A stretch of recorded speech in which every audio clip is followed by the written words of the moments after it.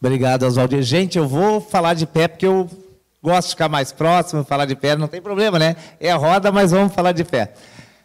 Em primeiro lugar, boa tarde a todas, todos e todes. Queria agradecer muito a direção do Sindijus por esse convite. Aqui, em nome do meu companheiro Oswaldir, coordenador do sindicato, saudar todos os companheiros delegados aqui desse 7º Congresso. Em nome da Juliana, da minha amiga e companheira Arlene do Sintrajuf, saudar todas as mulheres delegadas aqui desse 7º Congresso, né? Também do Emanuel aqui, que vai fazer parte da mesa conosco, também da direção do Sindijus. Dizer que, para mim, apesar de ser bancário, eu me sinto em casa, né? Porque a gente tem uma relação muito antiga com os trabalhadores judiciários, tanto do Sintrajuf quanto do Sindijus. Por falar nisso, há poucos dias atrás, eu tive o prazer de ser também palestrante na mesa de organização sindical do Congresso do Sintrajuf, do Judiciário Federal. E saí de lá muito feliz, porque na mesa que eu participei, a gente está falando de organização sindical, e eles iam discutir a necessidade da unidade da classe trabalhadora, né? E no final dessa mesa, a categoria em Congresso votou a refiliação, a volta para a Central Única dos Trabalhadores. Então, os trabalhadores judiciários, naquele dia, voltaram à CUT e a gente ficou muito feliz. Porque a nossa unidade ela é fundamental, né? A nossa divisão da classe só favorece os patrões, sejam eles públicos ou privados, né? Nossa unidade é importante. Então, e eu tenho uma relação histórica com o Sintrajuf, das lutas deles, com vocês aqui também, tanto é que eu conheço vários companheiros e companheiras que estão aqui, não só da direção da base, participei de passeatas, atos. Há poucos dias eu estava lá na posse da Bogéria, estou vendo aqui o Valdir, né, junto com vocês. Então, me sinto muito à vontade aqui. Eu trouxe umas lâminas para mostrar um pouquinho dessa mudança, mas como a Leila falou do tempo de vocês, do judiciário, dos processos físicos, eu quero dizer para vocês que eu também não sou novinho. Eu entrei no banco em 1987.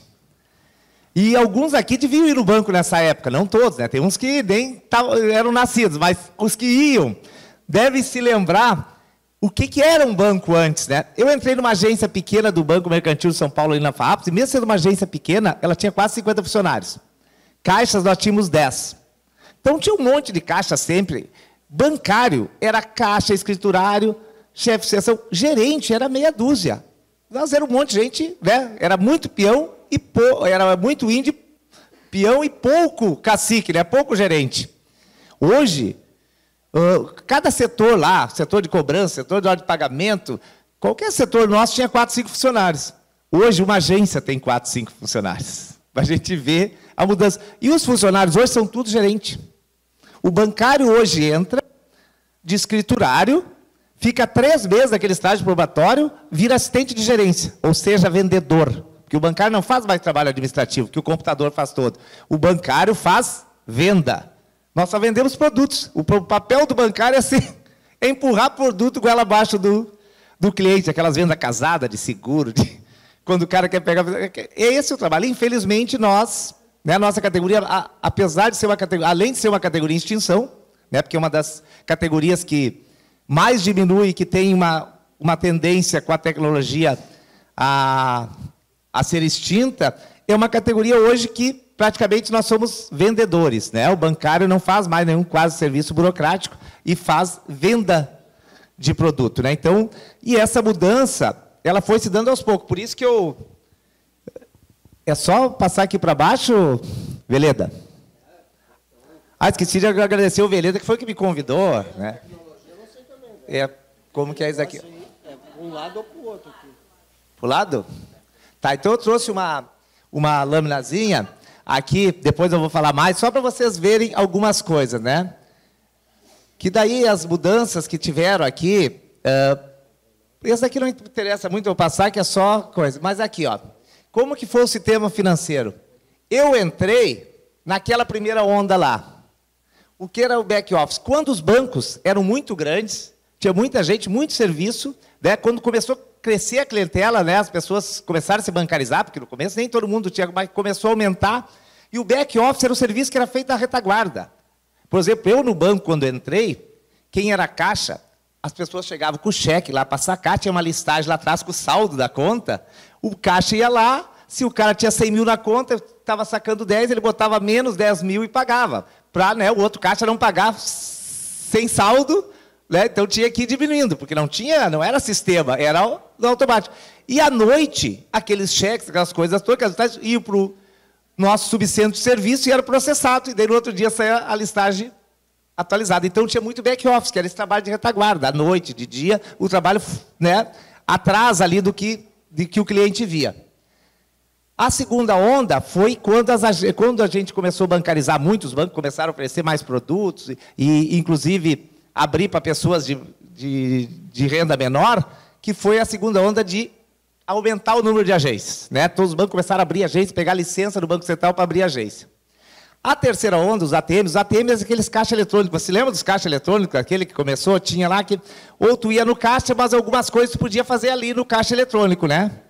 Então já começou a tecnologia, já começou ali, e esse caixa eletrônico já substituiu alguns caixas, né? Porque, por exemplo, o Bradesco, que é o banco que eu trabalho, naquela agência da Oswaldo Cruz ali, sabe, da Praça Oswaldo Cruz, do lado da antiga Alguini, quando eu entrei no banco ali tinha 100 caixas, só naquela agência. Ia da Oswaldo Cruz até a Júlio de Castilho, todo andar térreo de caixas. Com os caixas eletrônicos já diminuiu no mínimo uns 20, porque muitas coisas eram feitas no caixa eletrônico. Ali começou a tecnologia. A quarta onda já veio a Internet Bank, daí já aumentou mais, que mais transações passaram a ser feitas via internet, né? Porque quando eu entrei, o sistema de computador do banco quase não existia. Depois, quando existia, era só para coisas internas, né? Para passar processos internos, né? Mas nada, não tinha acesso à internet, essas coisas. Quando chegou a internet, mudou um monte. Depois, vem a quinta onda, que é os correspondentes bancários, aquelas coisas que abriram, né? Que, no fundo, terceirizaram o trabalho de banco, que correio pode até hoje receber conta, pagar cheque, os tal dos correspondentes bancários, supermercado, no posto de conveniência e tudo, né? Isso, as loterias, e isso daí tira emprego, porque esses caras estão fazendo serviço de bancário sem nenhum direito de bancário, porque a nossa categoria é uma categoria que tem um acordo nacional, cheia de direitos, e essas pessoas que estão fazendo esse trabalho de bancário não ganham nenhum direito nosso. Ou seja, uma bula, né? Uma bula da condição de bancário. E nós entramos na justiça contra isso, mas nunca conseguimos, porque a lei sempre está do lado dos empresários, né? Mas, no fundo, todos os trabalhadores trabalham sem porte de segurança, sem nada, fazem transação bancária e não têm nenhum direito que a categoria adquiriu a partir de muitos anos de luta. E o mobile bank. O que é o mobile bank? É o celular, que a Leste estava falando, que as pessoas passam a fazer tudo com a palma da mão, sem precisar ir na agência.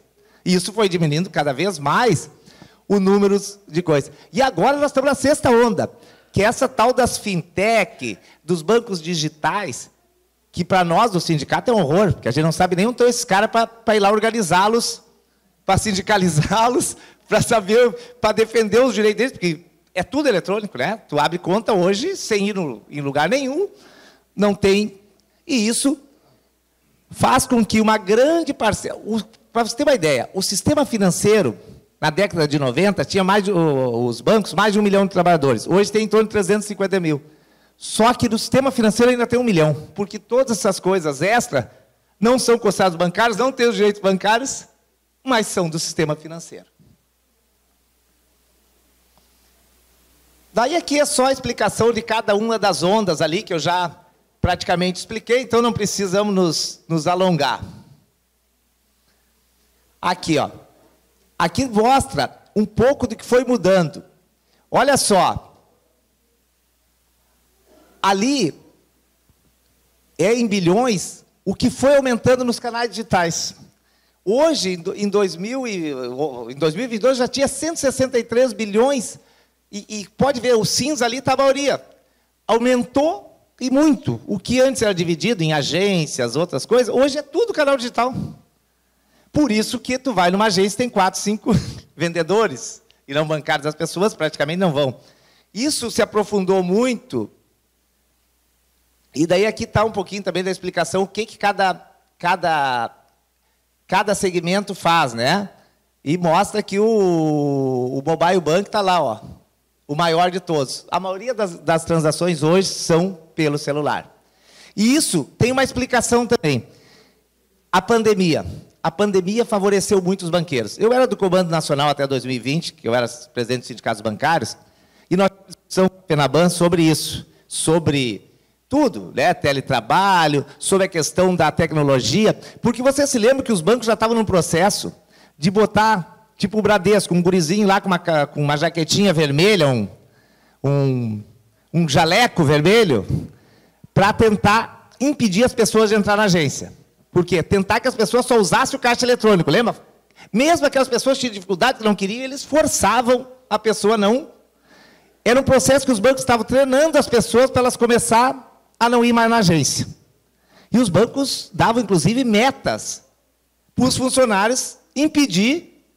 E, claro que, como disse a Lene lá na Espanha, aqui também tem uma lei que, se o cara quiser ser atendido fisicamente no caixa, ele tem que ser atendido. Só que os caras ficavam ali praticamente impedindo, né? A função era impedir as pessoas de... Então, era um processo. Os bancos achavam que iam levar, lá em 2020, conversando, uns 5 anos para as pessoas se acostumar a usar os canais digitais e o celular, o mobile bank. Veio a pandemia, gente. Isso foi de uma hora para outra. Por quê? As pessoas, as agências só trabalhavam com poucos funcionários, porque todos os grupos de risco a gente conseguiu, por acordo coletivo, que ficasse em casa, de home office, coisa e tal. Daí, para ser atendido na agência, era só com agendamento, só para coisas específicas. Mesmo as pessoas com mais dificuldades se obrigaram a usar o celular, a usar os computadores, os canais digitais, e foram se acostumando. Infelizmente, tem essa parte boa da tecnologia, que as pessoas se acostumam com a facilidade e vai. E daí facilitou um monte para os banqueiros. Porque aquilo que eles iam levar 5 anos para treinar as pessoas aí, as pessoas em 1 ano. E daí o que aconteceu? Nós não somos contra a tecnologia, eu acho que ninguém é.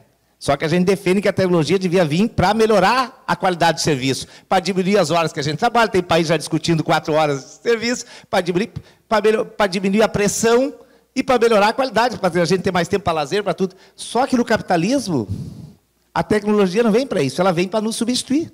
Se diminui a necessidade de funcionar, eles demitem. E mais, não demite só o que está sobrando, eles demitem a mais, porque os que ficam, mesmo com a tecnologia, trabalham dobrado.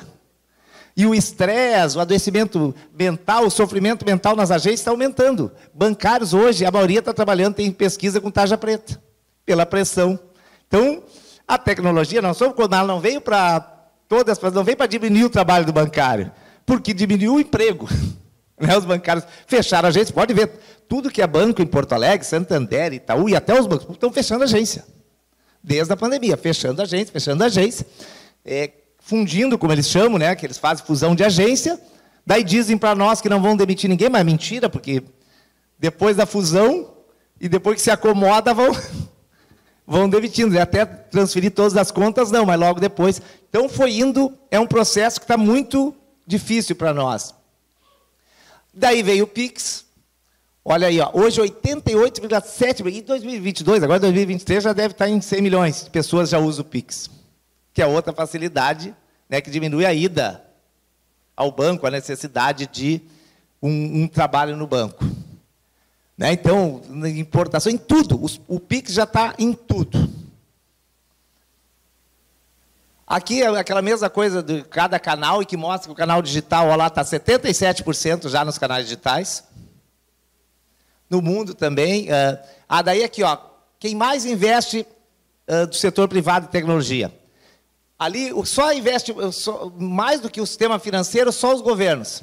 No mundo e coisa. O sistema financeiro já investe 11% total que se investe no Brasil em tecnologia, o sistema financeiro, por isso está tão avançado.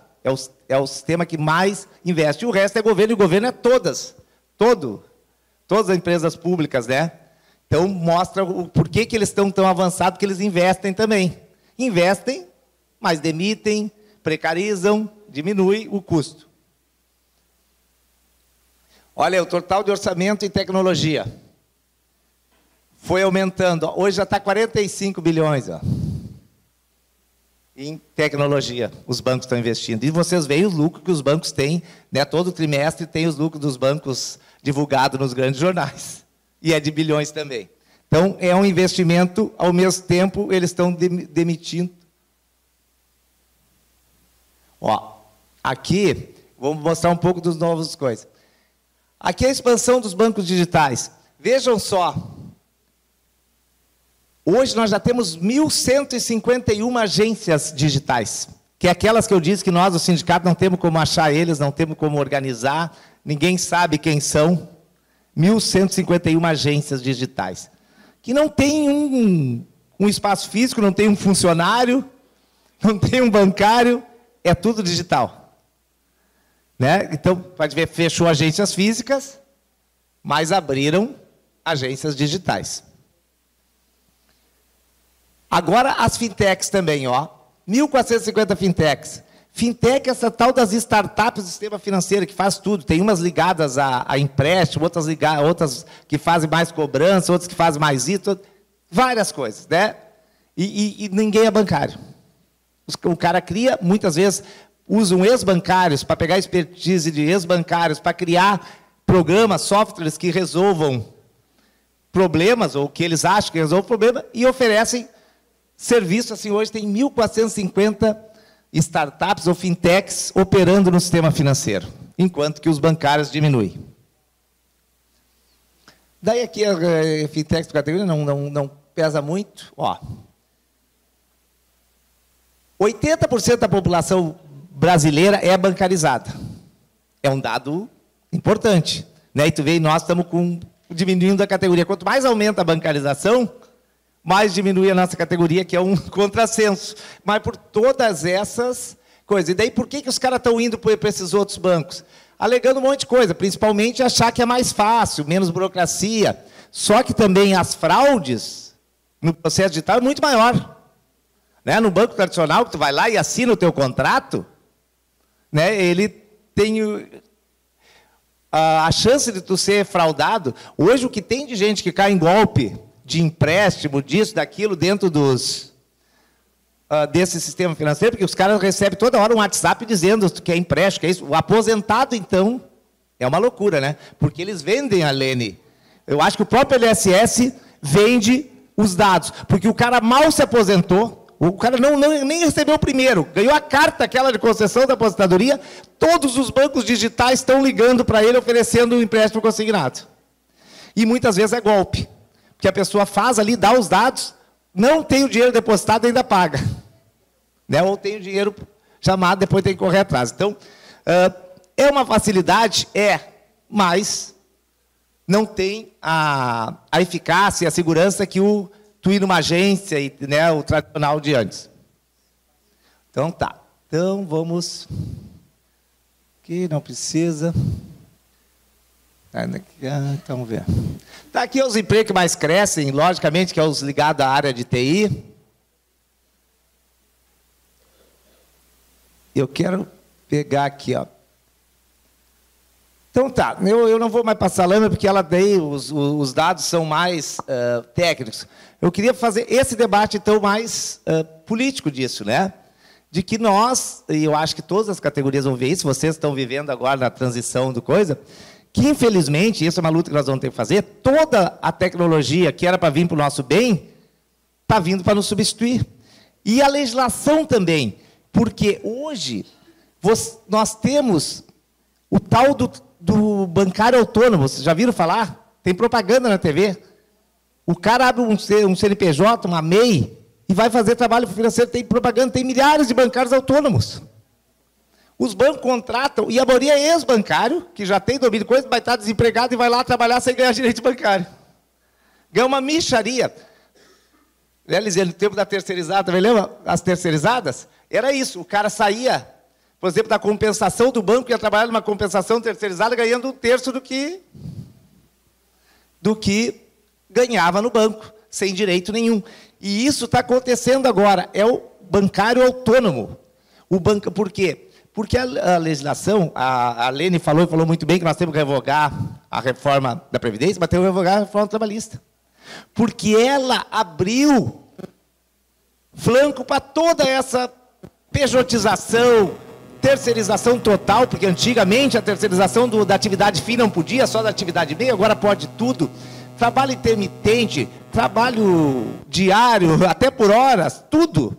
E daí acontece que os bancos, com toda a sua estrutura, com todo o seu dinheiro, seu poder, contratam os trabalhadores, diminuem os bancários, não deixam explorar que eles estão ali, né, cada vez mais, mas diminui, e começam a contratar essas pessoas dessas formas precarizadas.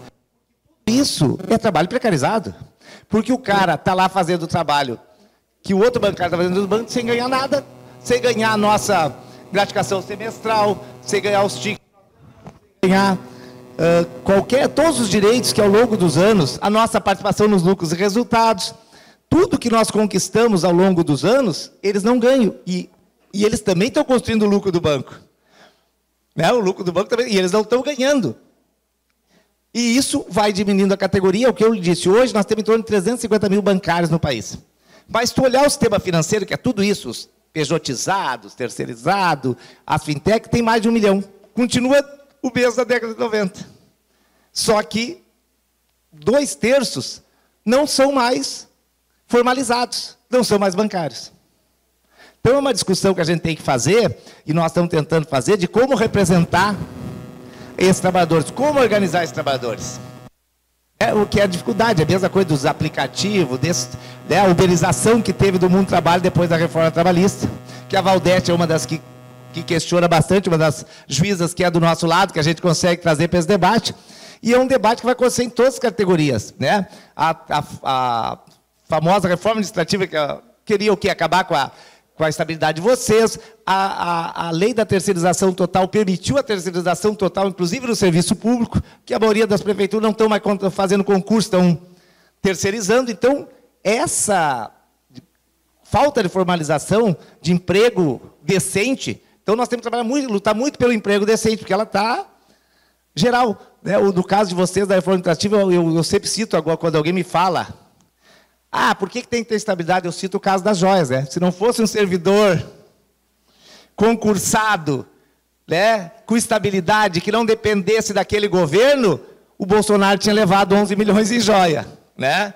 Então, a gente tem que fazer essa discussão do serviço público de qualidade e também do emprego decente. Eu acho que esse é o grande tema para nós, trabalhadores e trabalhadoras, é o emprego decente. Por isso, a gente sabe que a revogação da reforma trabalhista não é no canetaço, com aquele congresso, porque infelizmente, né, a gente tirou o inominável lá, o inelegível, mas a população fez uma coisa absurda, porque elegeu o Lula e um congresso de ultradireita, mais à direita que o anterior, elegeu os Mourão, as Damares, o astronauta, esse povo todo, e hoje, se nós entrar a mudança da reforma trabalhista for um PEX, ou seja, mexe na Constituição, tem que ter 2/3. Se nós entrar com uma mudança, pode ser pior do que antes. Lembrem-se que a reforma trabalhista do Temer começou com, era uma mini reforma, ele apresentou 16 artigos para o Congresso, terminou em 100 e poucos. Porque os caras aproveitaram que estavam mexendo e incluíram tudo e coisa e tal. E agora nós temos essa dificuldade. Então, nós estamos estudando as centrais, junto com o governo, uma estratégia de, pelo menos, mudar algumas coisas fundamentais, como a garantia de negociação no serviço público de database, voltar às homologações obrigadas a ser no sindicato, para o trabalhador não ser roubado na coisa, financiamento sindical, porque a maioria dos sindicatos faliram, era uma intenção deles, né? Enfraquecer a justiça do trabalho, mas também enfraquecer os sindicatos para não ter representação. A fortalecimento da negociação coletiva, porque essa negociação individual, essas coisas que eles fizeram, é só para tirar a representação do sindicato. Então, tem pontos que a gente está discutindo para tentar que, pelo menos, esses pontos, à volta do fim da ultratividade dos contratos coletivos, porque antes, que hoje se uma faca, para que é de iniciativa privada, antes, enquanto não renovava um novo contrato, o novo acordo coletivo, o anterior ficava vigindo. Então, a pressa era do patrão de resolver a negociação. Agora, se, tipo, nós bancários, que é 1º de setembro, se 31 de agosto não tiver assinado o novo acordo, não vale mais nada aqueles direitos que a gente conquistou. Então, a gente fica com uma faca no pescoço para resolver até o final de agosto a campanha eleitoral. Então, isso é outro item que a gente está trabalhando. Então, terminou meu tempo, acho. Então, gente, é muita luta, né? A tecnologia que era para nos ajudar está nos substituindo, e nós temos que ter toda essa luta, principalmente da nossa unidade, por um trabalho decente, tanto na iniciativa privada como no serviço público. Então, um bom congresso para vocês e contem sempre conosco, bancários, da CUT, com todo mundo, tá? Abraço.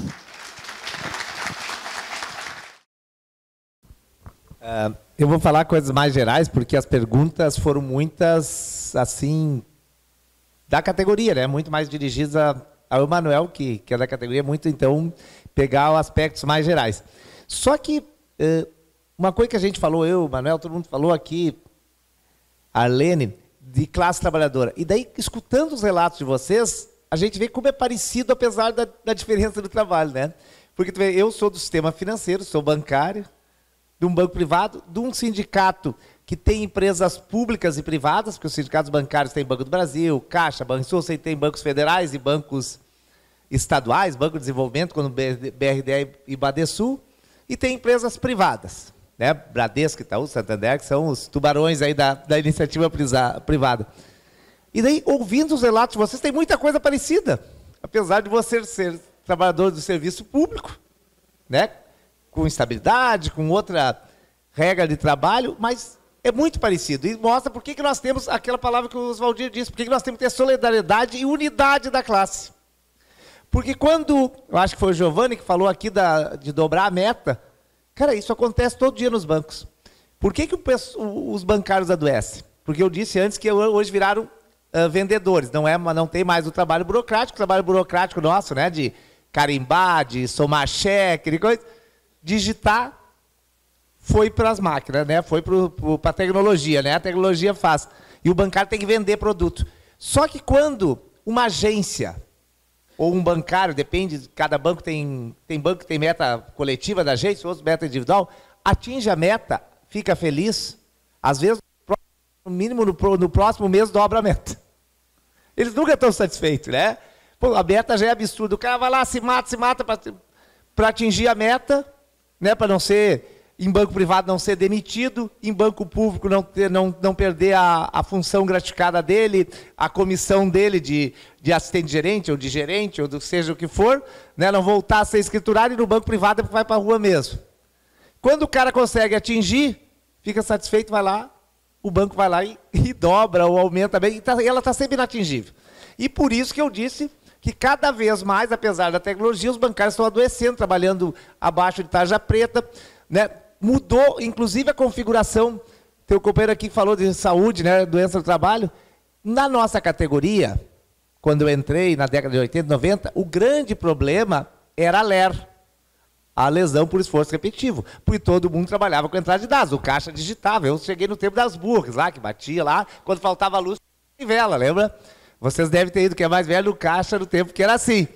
Então, e a gente digitava e somava naquelas... No final do dia, tinha que somar todos aqueles cheques que entraram no caixa. A Lisiane se lembra, que foi a bancária até. Então, a gente tinha muito esforço repetitivo. Então, tanto é que teve aquela luta, quem é da saúde do trabalhador se lembra, para reconhecer a LER como doença do trabalho, né? Que foi uma grande luta para reconhecer a LER como doença do trabalho. Então, essa era a epidemia na nossa categoria. Então, a gente lutava para ter um mobiliário melhor, porque no tempo que eu entrei não tinha cadeira, essas cadeiras que dá para regular, não tinha nada, era a máquina em cima da mesa, se tu era mais alto, tu ficava assim, se tu era baixinho, tu ficava assim, né? No caixa que era baixinho, tinha que botar a mão assim para pegar o cheque, daí ficava com todo aquele esforço, então todo mundo adoecia, era esse tipo de doença. Hoje, a grande doença que acomete o bancário, eu acho que na maioria das categorias, é o sofrimento mental. É o sofrimento mental. As pessoas estão adoecendo, estão estressadas, estão sofrendo por causa do assédio moral, da pressão por metas abusivas e inatingíveis, porque a meta, todo mundo sabe que a maioria dos lugares tem meta, mas não, a inatingível, a abusiva, ela não tem como ceder, a pessoa sofre, porque ela não tem. Então, hoje, por exemplo, o nosso departamento de saúde tem que ter um plantão do psicólogo lá para atender o bancário, que às vezes chega lá destruído. As pessoas chegam lá chorando, em depressão, uns falando em suicídio, outros falando... E a gente tem que... Nós somos... Todo mundo lá na direção é meio psicólogo, para atender a pessoa e depois levar para o departamento, encaminhar para atendimento, afastar. E muitos não querem se afastar com medo de, né, ficar parecendo que é um mau trabalhador e ser prejudicado depois na sua carreira ou ser demitido. Né? Então, essas coisas todas mudaram e a gente vê que é a superexploração do capitalismo, né? Tanto, e daí por isso que eu disse que nós somos classe trabalhadora, porque eu achava que isso era uma coisa da iniciativa privada, muito. Mas daí eu escuto vocês falando e acontece no judiciário, que é o serviço público, né? Então, é muito parecido. Portanto, alguém perguntou o que nós podemos fazer. A nossa única arma é essa.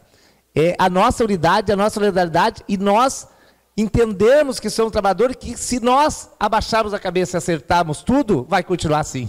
Que nós temos que lutar. Por isso, quando o sindicato organiza uma greve, a gente tem que estar junto. Quando organiza um ato, a gente tem que estar junto.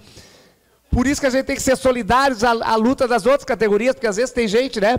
Eu me lembro que às vezes nós, bancários de greve, a gente já tá, mas vagabundos estão aí, ganham bem, estão parados, eu não consigo entrar no banco. Mas é um trabalhador que está ali, e se ele está em greve, porque ele tem um motivo, como quando as pessoas ficam bravas com a greve. Então, nós temos que ter essa solidariedade de classe. Nós sempre temos que ser solidários com a luta do outro, né? Porque os patrões são solidários, né? Eles todos querem lucrar, tanto o privado cada vez mais querem nos explorar. Então nós temos que compreender isso.